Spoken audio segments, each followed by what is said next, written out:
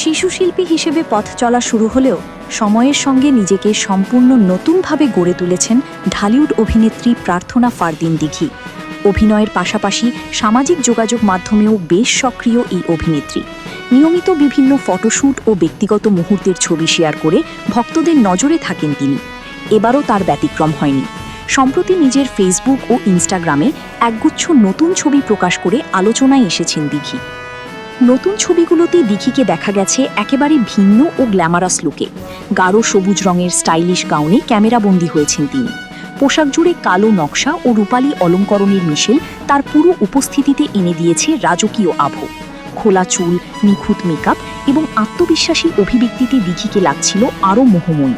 ফটোশ্যুটের প্রতিটি ফ্রেমই ছিল আধুনিকতা ও স্টাইলের ছাপ। একটি ছবিতে দেয়ালে হাত রেখে আবেদনময় ভঙ্গিতে দাঁড়িয়ে থাকতে দেখা যায় অভিনেত্রীকে। অন্য একটি ছবিতে চেয়ারে বসা স্টাইলিশ লুকে ধরা দিয়েছেন তিনি। সেখানে তার কালো বুট জুতা ও সাহসী পোজ ফটোশ্যুটে যোগ করেছে ফ্যাশনেবল এক আভা।